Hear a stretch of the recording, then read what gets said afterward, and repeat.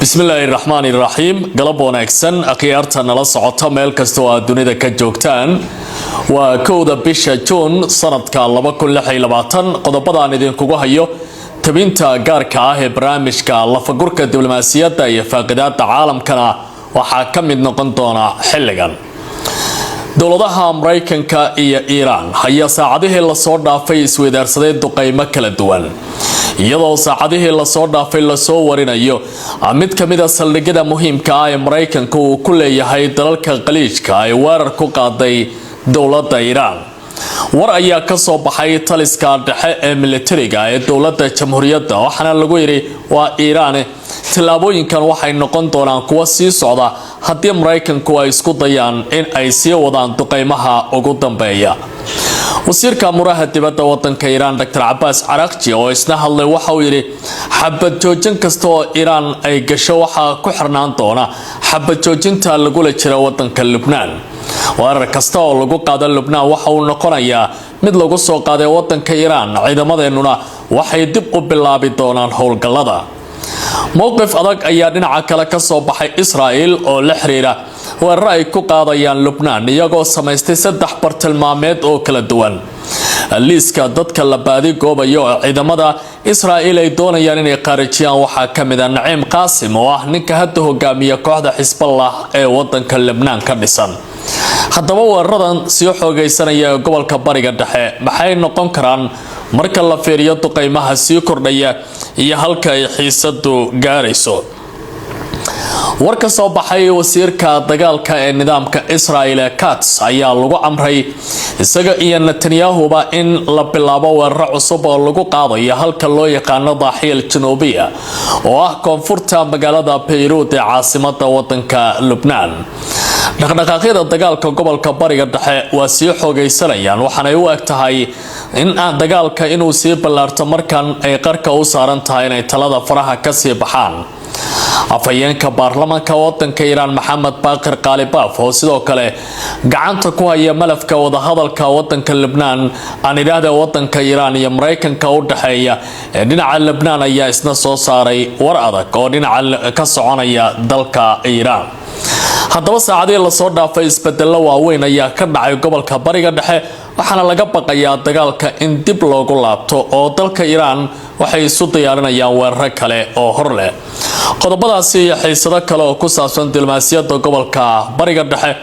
ayaan si gaar ah u fiirinayaa khiyaarta inala socotay soo dhawaada kuna soo biira YouTube-ka oo subscribe saar gobolka Hormuzgan ee wadanka Iran ku yaala isla markaana dhaca duleedka dhinaca koonfureed ee wadankaasi. arrintani waxay dhalisay kadib markii ciidamada wadanka Mareykanka la sheegay in laga soo riday diyaarad la yiraahdo MQ-9 oo ah nooca aan duuliyaha lahayn taasi oo la sheegay in lagu soo riday hawada wadanka Iran iyadoo la adeegsanayo mid kamid ah raadarada casriga ah oo dowladda Iran ay ka heshay wadanka Shiinaha. arrintan Washington aad ayay uga carootay waxaana dhaleecayn loo jeediyay wadanka Shiinaha iyadoo durbaba Pentagon-ku uu bilaabay baaritaano la xiriira sida diyaaradaasi loo soo riday in la guda galo. Beijing waxay iska fogeysay in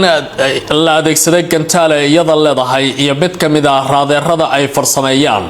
waxaana Pentagon-ku ay ku tilmaameen haddii dowladda Iran ay gacanta ku dhigaan hub sidan casri u ah inay noqon karayso mid qatarta gobolku uu sii ballaaran karayo.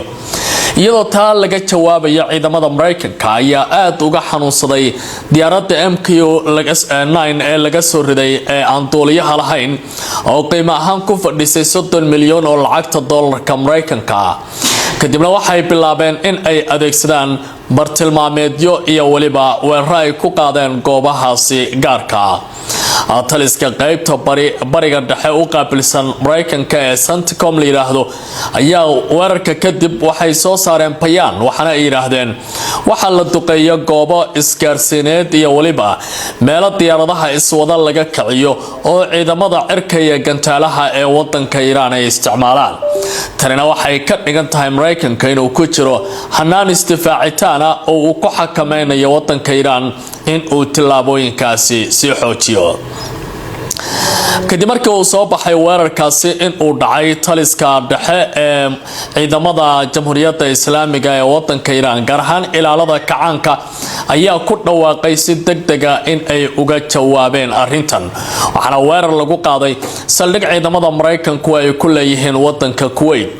lama soo warin qasaaraha weerarkaasi ka dhashay laakiin bayaan ka soo baxay taliska Qatamul Anbiya ee dowladda Iran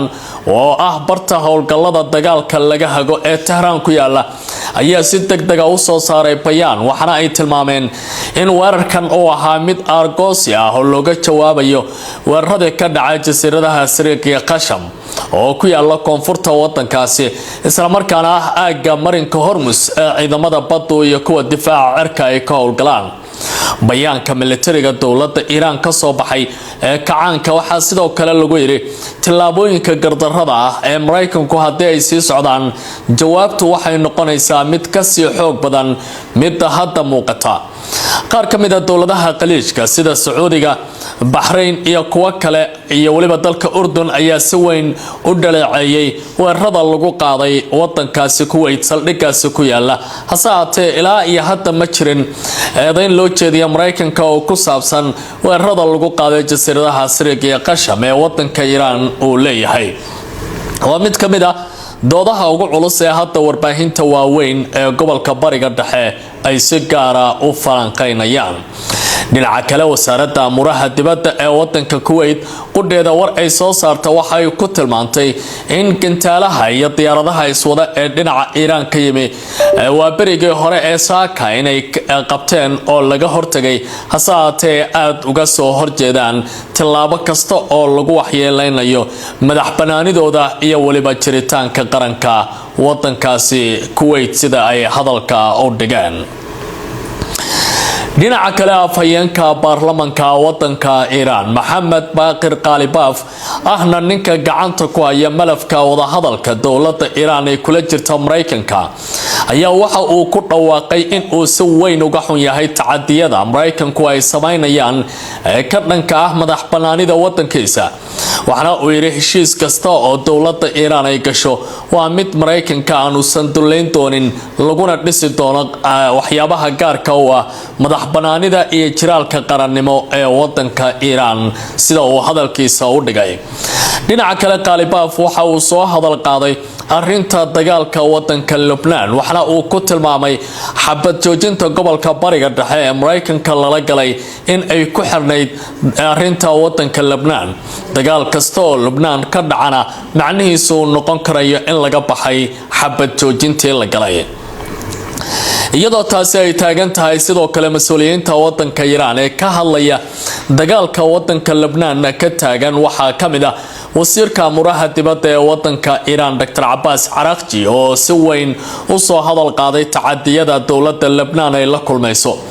waxna uu yiri xabad joojintii laga baxay macnaheedu waxay noqon karaysaa dalka Iran inay qaadaan tilaabooyin kale oo la mid ah tacadiyada lagu qaaday in ay ka jawaabaan wadanka Lebanon waa qayb ka mid ah xabad joojinta iyo waliba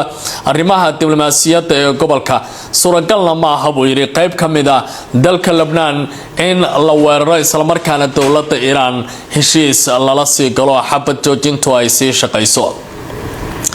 markii ay soo baxeen hadalladaasi kala duwan ee saraakiisha sare ee siyaasadda ee wadanka Iran ka yimi waxa sidoo kale goor dhaweyd bayaan soo saaray ciidamada ilaalada kacaanka ee Jamhuuriyadda Islaamiga ah ee Iran waxaana ay sheegeen haddii weeraradan ay sii socdaan in ay Israa'iil la kulmi karayso weerar xoogan oo ciidamada ilaalada kacaanka Jamhuuriyadda Islaamiga ay qaadi doonaan taas oo ka dhana bartilmaameedyada saldhigyada kala duwan ee ciidamada Israa'iil ay ku leeyihiin dhulka la haysto ee Falastiiniyiinta ciidamada Iran ayaa la eegayaa sida ay uga jawaabaan weerarada ka bilaabanaya goor dhow oo Israa'iil ay ku dhawaaqday aaga koonfureed ee magaalada Beirut iyadoo talisyo kala duwan warar ka soo baxay ay arrintaasi tilmaamayaan saacadii la soo dhaafay xiisadda dagaalka gobolka Bariga Dhexe waxay u muuqataa inay kor u sii kacayso oo isbeddello waaweyn ay soo kordhayaan wasiirka wasaaradda dagaalka ee nidaamka Israa'iiliyiinta ee lagu magacaabo Israel Katz uu hareer taagnaa ra'iisul wasaaraha nidaamkaasi Benjamin Netanyahu ayaa ku dhawaaqay weerar saddex ujeedo leh oo lagu qaadi doono waa sida ay yiraahdeen aaga koonfureed ee magaalada Beirut kadib 42 kilomitir oo ciidamada Israa'iil ay la wareegeen dhulka Lebanon ay hadda gacanta ku hayaan in ka badan 12 tuulo iyo deegaano kala duwan oo istiraatiiji ah oo ay ka mid yihiin suuqyo taariikhi ah ayaa ciidamada Israa'iil dhulka dhigan gudaha wadanka Lebanon waxaana haatan ay u soo gudbeen aaga koonfureed ee magaalada caasimadda ah ee Beirut halkaas oo ay ku dhawaaqeen in ay dumin doonaan oo ay ku qaadayaan weeraro telefishinka Al Jazeera ayaa goordhow muuqaalo u baahiya waxa uu soo bandhigay barakac halkaasi ka socda iyo dadka Lebanoniyiinta oo deegaanadaasi isaga cararaya kadib awaamiir kulul oo ka soo baxday ciidamada Israa'iil gaar ahaan militariga uu hogaamiyo Eyal Samir oo ah taliyaha ugu sareeya ciidamada nidaamkaasi warbixin istiraatiiji ah oo militariga Israa'iil uu sii daayay waxa lagu tilmaamay weerarka Lebanon koonfurta Beirut lagu qaadayo inuu noqon doono mid saddex ujeedo oo kala duwan leh waa mid koowaad in la bartilmaameedsado madax sare uu ka mid yahay hogaamiyaha kooxda Hezbollah Naim Qasim oo ay ku tilmaameen inuu abaabulayo weerar kala duwan oo xoog leh oo lagu qaaday wadankaasi oo tacaddi ah sidaas daraadeedna ay tilmaameen in ciidamada la siiyo awaamiir xoogan oo ay ku beegsan karaan Naim Qasim ayaa noqonaya hogaamiyaha talada ku haya gacanta kadib markii la dilay weerarka Israa'iil ay bilowday 23kii bishii Oktoobar sanadkii 7 bishii Oktoobar sanadkii 2023 ka bilowday gobolka Bariga Dhexe dadka la dilay waxa kamid ahaa hogaamiyihii caanka ah ee Xasan Nasrallah iyo kii ka dambeeyay iyadoo Naim Qasim uu hadda noqonayo hogaamiyaha saddexaad ee weerarka ku qaadaya Israa'iil hasaatee haatan ay baadi goobayaan qorshaha labaad ayaa waxa uu yahay burburinta agabka isgaarsiinta iyo waliba goobaha gantaalaha laga tuuro iyo qodobka saddexaad oo ay ku tilmaameen beegsashada kaydadka hubka ay kooxdu gacanta ku hayaan talaabadan waxa ay ku soo aadaysaa iyadoo Iran ay degniin bixinayso dhinaca kale dawladda uu hogaamiyo madaxweynaha wadanka Lebanon Joseph Aoun uu raadinayo wada xaajood iyo wada hadal in la galo ururka xisbigana ay ku dhawaaqeen haddii Israa'iil wada hadal la gala macnaheedu inuu yahay inay dumin doonaan dawladdaasi saacadihii la soo dhaafay waxaa la soo warinayaa dhaawaca iyo dhimashada boqolaal Lebanoniis kuwaasi oo dhibaatooyin ay ka soo gaareen weerarada ciidamada Israa'iil ay ka wadaan gudaha wadankaasi golaha amniga ee jamciyadda qurbaha ka dhaxaysa ayaa maanta ka shiri doona kulan aan caadi ahayn xaaladda wadanka Lebanon iyadoo kulankaasi ay codsigiisa lahayd dawladda Faransiiska iyo madaxweyne Emmanuel Macron oo haatan si weyn uga soo horjeeda weerarada ka soconaya gudaha wadanka Lebanon haddaba waxaa la eegi doonaa tallaabada jawaabta ah ay bixiyaan ciidamada dawladda Iran iyo waliba goodinta ka soo baxaysa macnaheedu waxa uu noqon doono ciyaartayna la socota ay soo dhawaada qaybtan baahinteena intaas ayaan ku hakin doonaa warar kale ayaa noo soo socda si gaar ah indhaha ugu haya YouTube kan Cabdi Casiis Barrow iyo kan kale ee Barrow Show iyo barta Facebook ba soo dhawaada mar kale